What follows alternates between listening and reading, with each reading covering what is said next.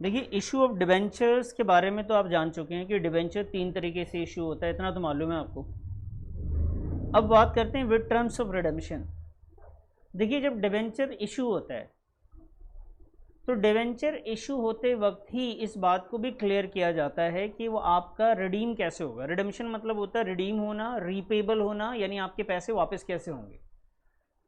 अगर आप debenture holder हैं, आपने किसी कंपनी को पैसे दिए हैं, अगर आपने 5 लाख का डिबेंचर लिया था, यानी 5 लाख रुपए आपने कंपनी को दिया है, तो कंपनी जो सर्टिफिकेट आपको देगी ना 5 लाख रुपए लेने का, कि भाई मैं आपसे 5 लाख रुपए ले रहा हूँ, आप डिबेंचर तो समझ रहे हैं ना, तो जो सर्टिफिकेट आपके पास है उसमें 2-3 चीज़ें लिखी भी रहेंगी।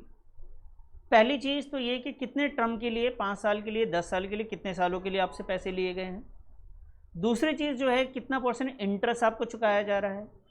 और तीसरी चीज़ ये है कि कितने, जो भी 5 साल है उसमें किस तरीके से आपको वो पैसा वापस किया जाएगा, एक बार में या साल साल थोड़ा थोड़ा करके आपको वापस किया जाएगा। इसे कहते हैं टर्म्स ऑफ रिडेम्पशन। प्लस ये भी कंडीशन है कि जब आपको वापस किया जाएगा तो जितना आपने दिया था उतना ही वापस किया जाएगा या उससे ज़्यादा दिया जाएगा, इंटरेस्ट के अलावा की बात कर रहा हूँ मैं। तो इसे कहते हैं टर्म्स ऑफ रिडेम्पशन। बात समझ में आई या नहीं आई? भाई इशू हुआ, इशू के टाइम पे ही आपको सारी बातें क्लियर कर दी गई कि रिडीम जब होगा तो उसके टर्म एंड कंडीशंस क्या होंगे। क्या आपको जितना आपने दिया था उतना ही वापस किया जाएगा या उससे ज़्यादा किया जाएगा। तो देखिए बेटा, जब डिबेंचर इशू होता है तो 3 सिचुएशन होती है। आप बता सकते हैं मुझे पहली सिचुएशन क्या होता है? बोलो बोलो। Issue of debenture at par, यही होता है ना। दूसरा बताइए तो बेटा क्या होता है? Issue of debenture at premium. तीसरा बोलिए जी।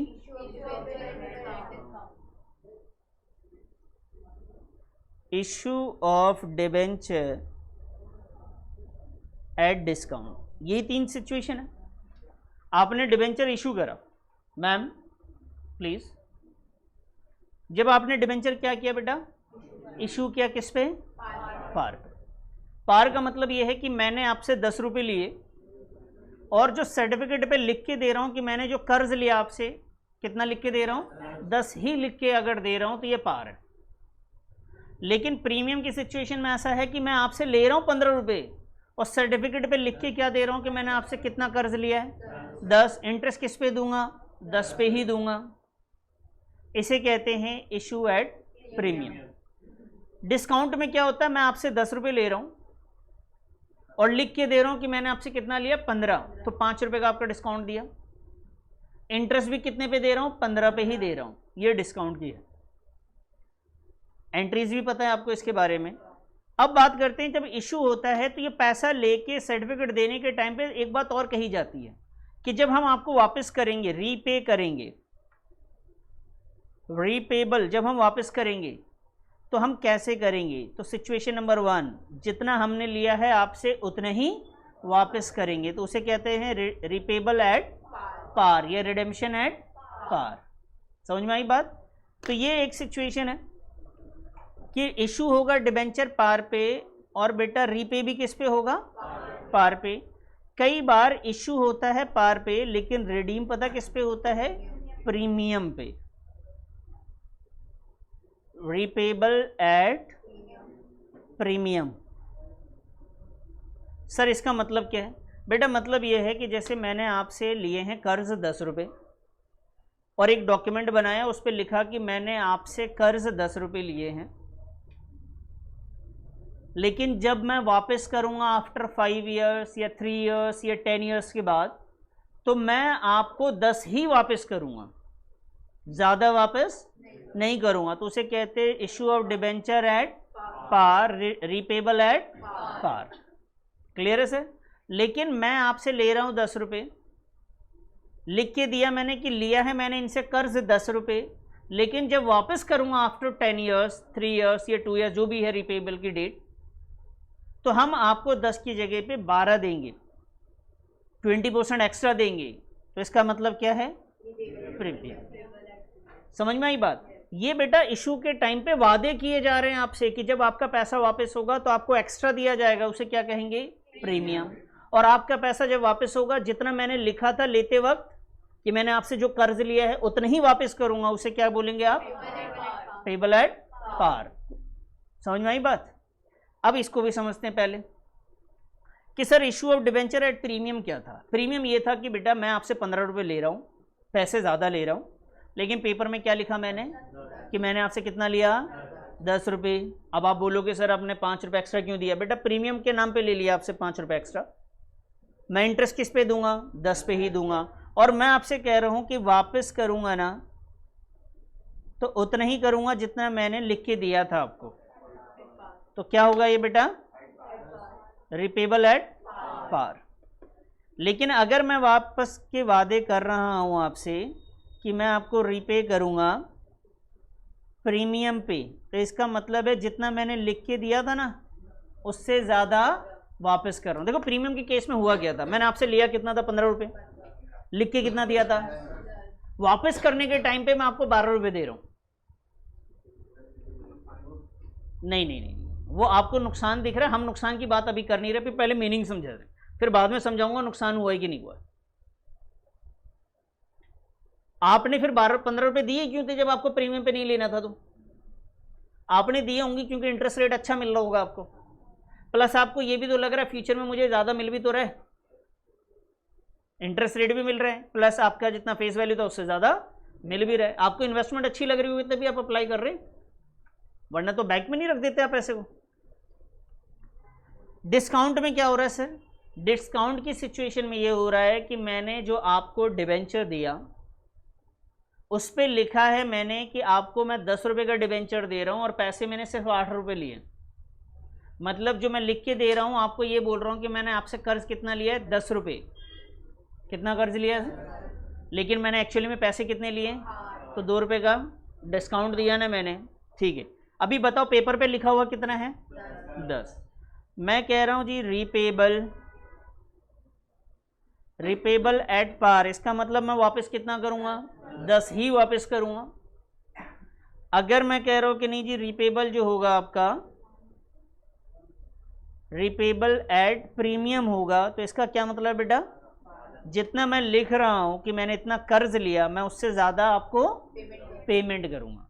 ये सारी बातें आपके इशू के टाइम पे ही डिस्कस हो जाती है। कंपनी पहले ही बता देता है कि मैं आपको इशू डिबेंचर डिस्काउंट पे कर रहे हैं, प्रीमियम पे रिडीम करूंगा या पार पे रिडीम करूंगा, ये पहले ही बताता है कंपनी। सर इस बात से अब हमारे एंट्रीज पे क्या फ़र्क पड़ेगा, क्योंकि ये तो पेमेंट होगा कितने सालों के बाद बेटा, 5 साल 10 साल के बाद ही तो होगा। उस बात से हमें आज क्या फ़र्क पड़ रहा है, हमें ये सीखना है। भाई हमने डिबेंचर आज इशू किया, पैसे आज मुझे मिले, तो मैं आज इशू की एंट्री करूं या रिडीम की करूं, बताओ। इशू की करूंगा। रिडीम कब होगा बेटा, जब पेमेंट का टाइम आएगा, आफ्टर 10 ईयर्स 5 ईयर्स, मान लेते हैं 5 ईयर्स, 5 साल के बाद रिपे होगा, तो वो एंट्री पेमेंट की कब होनी चाहिए बताओ, 5 साल के बाद। इस बात से आज क्या फ़र्क पड़ रहा है, आज कोई भी फ़र्क नहीं पड़ रहा है, आज कोई भी फ़र्क नहीं पड़ रहा है। लेकिन एक अकाउंटिंग का कॉन्सेप्ट था, आपको याद हो, शायद याद हो, उस कॉन्सेप्ट का नाम था बेटा प्रूडेंस कॉन्सेप्ट।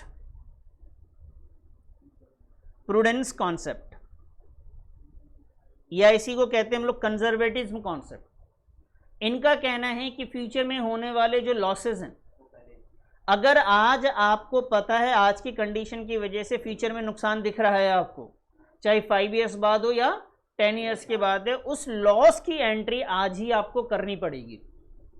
मुझे बताइए, यहाँ पे आपने इशू की एंट्री करेंगे, यहाँ से यहाँ तक करेंगे ना। बताइए पेमेंट के वादे कैसे किए गए, क्या कोई नुकसान दिख रहा है आपको, जितना डॉक्यूमेंट में लिखा था उतना ही वापस करना है ना, क्या कोई नुकसान है। तो बेटा इससे कोई भी जर्नल एंट्री पे फर्क नहीं पड़ेगा, आपकी नॉर्मल जर्नल एंट्री होगी वही जो इशू की होती है। लेकिन यहाँ पे वादा क्या किया गया है बेटा, कि हम वापस कैसे करेंगे, इसका क्या मतलब, फायदा कंपनी को नुकसान, वो एक्स्ट्रा वापस करने वाला है, वो जो जितना एक्स्ट्रा वापस करने वाला है कंपनी को नुकसान होगा, उस नुकसान की एंट्री हम यहाँ करेंगे। तो जो आपको एंट्री पहले से आती है, मैं ये एज्यूम करके चल रहा हूँ कि आपको इशू करने की एंट्री पार की आती है, प्रीमियम की भी आती है, और आपको इसके बारे में नहीं पता लेकिन इशू पार, प्रीमियम और डिस्काउंट क्या है, पिछली क्लास में सिखा दिया था ना मैंने आपको। तो ऐसी सिचुएशन में अगर फ्यूचर में कोई नुकसान होगा तो उसकी जर्नल एंट्री क्या होगी, उससे जर्नल एंट्री पे क्या फर्क पड़ेगा, हम वो सीख रहे हैं। ठीक है सर, तो पहले आप इतना नोट करो फिर बात करेंगे। बात करें तो मैं ये एज्यूम करता हूं सबसे पहले कि आपको issue of debenture at par की एंट्री आती है, issue of debenture at premium की भी आती है, issue of debenture at discount की भी आपको आ रही है, और नहीं आ रही है तो हम यहाँ पे ऐसा कर देना, छोटा छोटा सा, बिल्कुल छोटा छोटा सा कर लें। एक बार तीनों की एंट्री जर्नल एंट्री कर लेते हैं। इशूड एट पार की जर्नल एंट्री बता दो फटाफट बेटा, क्या होता है? पहले डेबिट बताना, बैंक अकाउंट डेबिट टू, जब भी जर्नल एंट्री बताया करो तो एक बताया करो पहले। सेकंड एंट्री बेटा debenture application account debit 2% debenture account, ये किसका हुआ बेटा? Issued at. चलो जी प्रीमियम की बात करते हैं अब। बैंक अकाउंट डेबिट टू, बोलो, डिबेंचर एप्लीकेशन अकाउंट जी। Next debenture application account debit 2% debenture account to security premium reserve account. बेटा इसका बताइए, bank account debit debenture application account, और बेटा आपने बोला debenture application account debit discount on issue of debenture account debit 2% debenture account. मैंने तीनों की रख दी, वैसे आपको याद भी है, बढ़िया। अब हम बात कर रहे हैं उस सिचुएशन की कि अगर आपने डिबेंचर को इशू किया तो है पार पे, यहाँ पे प्रीमियम पे, ये डिस्काउंट पे, लेकिन कंडीशन ये लगा दिया गया कि जब रीपेबल होगा तो एट पार होगा, तो इस एंट्री में कोई चेंज नहीं होगा, इशू की एंट्री जैसे होती थी वही होंगे। रीपेबल एट पार लिखा रहे उससे कोई मतलब नहीं है, फ्यूचर में कोई भी नुकसान नहीं हो रहा है। लेकिन बेटा अगर ये लिख दिया जाए कि रीपेबल एट प्रीमियम, तो वो कंपनी के लिए फ्यूचर का क्या है? नुकसान है। समझ में आई बात? और उसके लिए जर्नल एंट्री करेंगे। अगर रीपेबल एट प्रीमियम होगा तो एक एंट्री ऐड हो जाएगी इन सब में। कौन सी एंट्री ऐड होगी तो मैं बता रहा हूं आपको, loss on issue of debenture account debit to premium on redemption of debenture account, ये एंट्री ऐड हो जाएगी। अगर डिबेंचर इशूड एट पार है, रिडीम एट प्रीमियम है, तो ये एंट्री इसमें ऐड हो जाएगी बेटा। तो टोटल कितनी एंट्री बनेगी फिर? एक इसकी बनेगी, एक ये, और दूसरा तीसरा ये बनेगा। अच्छा एक बात और बता दूं, ये वाली एंट्री और इस वाली एंट्री को एक साथ मर्ज करके भी लिख सकते हैं आप। बेटा इधर देखना पहले, इस वाली एंट्री को और इस वाली एंट्री को क्या कर सकते हैं? मर्ज भी कर सकते हैं। इसके साथ भी अगर डिस्काउंट पे इशू हुआ था या प्रीमियम पे इशू हुआ है, रिडीम भी प्रीमियम पे हो रहा थी, एक एंट्री, दो एंट्री और ये तीसरी एंट्री। अगर आप तीन में नहीं करना चाहते तो इन दोनों एंट्री को क्या करेंगे? मर्ज कर देंगे। इसमें भी डिस्काउंट पे इशू किया आपने तो bank account debit to debenture application account debit to discount on issue debenture account 2% debenture account. और अगर इसके साथ प्रीमियम पे रिडीम हो रहा है तो ये ऐड कर देंगे। अगर ऐड नहीं करना चाहते तो क्या करेंगे आप? अलग करेंगे, नालायक, मर्ज कर देंगे। अलग तो पहले से यही है। अगर आप चाहते तीन में नहीं करना चाहते हैं तो आपको इन दोनों को क्या करना पड़ेगा? मर्ज कर देंगे। समझ में आई बात? तो पहले आपको ना हमेशा एंट्रीज को याद रखना है। मैं वापस से आता हूं, अब मेरी बात को सुनना। मैं आपसे सवाल पूछ रहा हूं कि डिबेंचर इशूड एट पार है, रिडीम एट पार है, इशूड एट पार और रिडीम एट, जर्नल एंट्री बताओ कौन सी होगी? फर्स्ट वाली होगी, bank account debit to debenture application account debit to, और issued at par, redeem at par. लेकिन अगर रिडीम एट प्रीमियम होता तो ये वाली एंट्री उसमें ऐड हो जाती। समझ में आई बात? मैं आपसे कहूँ debenture issued at premium, redeem at premium, second वाली ये दोनों एंट्री और नीचे वाली भी ऐड हो जाएगी। मैं आपसे कहूँ debenture issued at discount, redeem at premium, third वाली ये दोनों, लास्ट वाली ये आ जाएगी इसमें। बात समझ में आया आपको? तो आप इसको नोट करिए, मैं प्रैक्टिस करवाऊंगा तब अच्छे से समझ में आएगा। ये तो बस आपको याद रखना है, बिना याद किए क्वेश्चन को प्रैक्टिस पे नहीं ले चलेंगे हम, ठीक है ना? फटाफट नोट करिए। कॉन्सेप्ट पढ़ा अभी ना, अब उसको ना एक एग्जाम्पल लेते हैं, एग्जाम्पल के बाद हम समझ पाएंगे अच्छे से। तो मैं आपके सामने लिख रहा हूँ, आप भी साथ साथ में लिख लीजिएगा। Issued 4008% debenture of rupees 10 each at premium, issued 4008% debenture of rupees 100 each at premium, repayable at par, repayable at. तो बेटा इसमें इशू की जर्नल एंट्री आप मुझे करके बताएंगे। आपको याद नहीं हो तो प्लीज़ आप एंट्री देख लीजिए कि जब इशू होता है प्रीमियम पे, बेटा इधर ध्यान रखना, इधर देखो, issued 4008% debenture of rupees 100 each at premium, यहाँ तक की बात अलग है। और रिपेबल वर्ड आ जाए इसका मतलब वो ना फ्यूचर की बात कर रहे हैं, ठीक है जी? तो आप यहाँ से यहाँ तक समझने की कोशिश करो कि प्रीमियम पे डिवेंचर इशू है। आप अगर याद नहीं है एंट्री, आप देख के कर लीजिए कि क्या एंट्री बनेगी।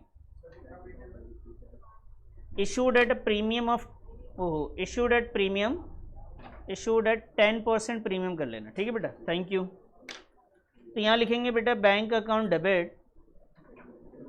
बच्चे खुद से जर्नल एंट्री करने की कोशिश करो, चाहे देख के करो। Bank account debit to debenture, आप लोगों ने कर लिया? Debenture application account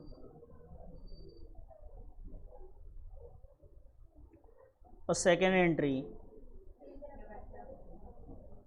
debenture application account debit to percentage, कितना परसेंट बेटा? 8% debenture account to securities premium reserve.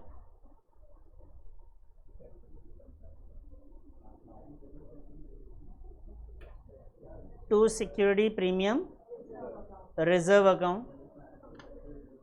तो हम अगर वैल्यू की बात करें तो बेटा ये 4000 डिबेंचर और एक डिबेंचर कितने का है सर? 10 का है। प्रीमियम पे है तो बेटा 10 रुपये का 10% प्रीमियम, SPR अगर आप निकालेंगे तो 10 रुपये का कितना परसेंट? 10% कितना आता है? 1। तो यानी अब ये एक डिबेंचर कितने का हो गया? 11 रुपये के हिसाब से पैसे आएंगे मेरे पास। मैं यहाँ लिखूँगा सर 44,000, यहाँ भी आ जाएगा बेटा 44,000, यहाँ आएगा सर 44,000 और डिबेंचर में आएगा ये 40,000 और 4,000 आपका प्रीमियम है। आपको और डिटेल में समझना है तो यहाँ पे ये लीजिए कि भाई 4,000 इंटू 10 और 4,000 इंटू का 1, ये हो गया जी।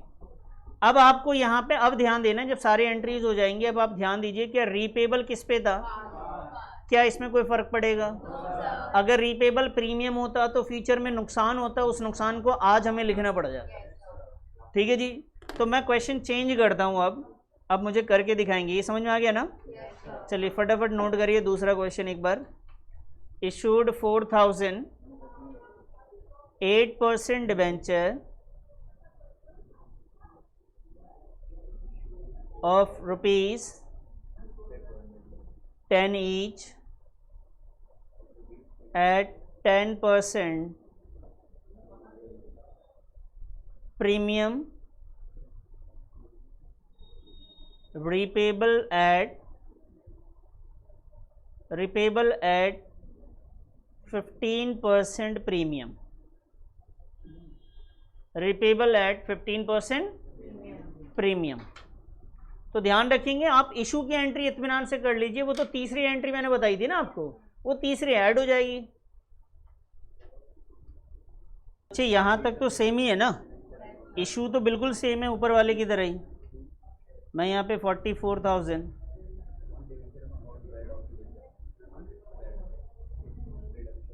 यहाँ पे ये 40,000, 4,000। ये ध्यान रखेंगे हम ना यहाँ तक पहले करते हैं, पहले ना यहाँ से यहाँ तक करना है हमें। रिपेबल के बारे में बाद में सोचना है, पहले इतनी एंट्री इशू की याद होनी चाहिए हमें। आपने इतना कर लिया। अब आइए रीपेबल के बारे में बताया था, 15% प्रीमियम पे अगर रीपे करेंगे तो फ्यूचर में हमारा फ़ायदा होगा नुकसान होगा, उस नुकसान को आज लिखना है। क्या जर्नल एंट्री बताई थी बेटा? लॉस ऑन इशू ऑफ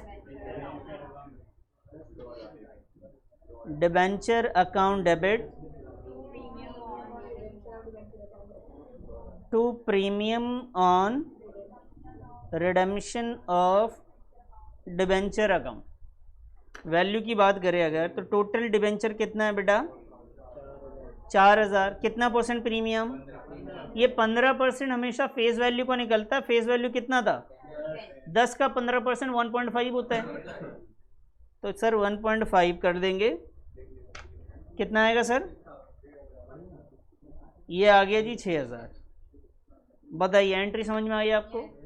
देखिए आपका अगर इशू के एंट्री आपको याद है तो वो आसान हो जाता है, लेकिन वही याद नहीं है तो आपको मुश्किल हो जाएगा। जी सर, उससे क्या मतलब है सर? हमें उससे कोई फर्क नहीं पड़ता हमें। आपने यहाँ पीछे नहीं देखना है, इससे पहले मुड़ के नहीं देखना है, बस रिपेबल है 15%, ये एंट्री आएगी। प्रीमियम पे रिडीम होगा एंट्री आएगी, नहीं रिडीम होगा नहीं आएगी। सिंपल सी बात, याद रहेगा आपको? अच्छा ये एंट्री मैंने आपको क्या बोला था, इन दोनों को आप मर्ज कर सकते हैं, और अच्छा प्रैक्टिस माना जाता है मर्ज करके। ज़्यादातर आपको सॉल्यूशन मर्ज करके मिलेंगे, लेकिन तब तक मर्ज करना मत करिएगा जब तक आप खुद प्रैक्टिस ना कर ले। 2, 4, 5, 10 क्वेश्चन आप बनाने लग जाएं, उसके बाद धीरे धीरे आपको मर्ज करना आ जाएगा। कैसे करेंगे बेटा? जो डेबिट है वो दोनों एक साथ बोलेंगे। डिबेंचर एप्लीकेशन अकाउंट डेबिट 44,000, फिर ये आएगा loss on issue of debenture account debit 6,000 to percentage debenture to security premium to premium on redemption of debenture. ये कितना परसेंट था क्वेश्चन में? तो चलो इसको मर्ज करके भी एक एंट्री कर ही लेते हैं ना फटाफट। चलिए फटाफट कर लीजिए, और लगा के ऑल्टरनेटिव में मर्ज कर दीजिए इन दोनों को। हाँ ये बस इस एंट्री को मर्ज करना है।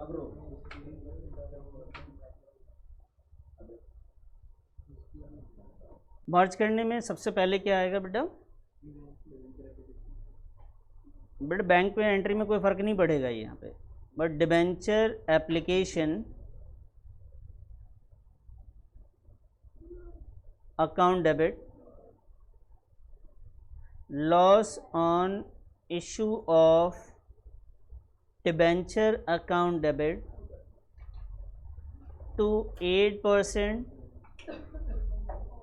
Debenture account to security premium reserve account to premium on redemption of debenture account. ठीक है सर? बताइए इसकी वैल्यू कितनी थी? लॉस में, डिबेंचर में, एसपीआर में, और यहाँ पे आप ऐसे कर सकते हैं। बात समझ में आया आपको? चलिए जी आज के लिए इतने रहने दें जी। टेस्ट का ले लो पहले तो।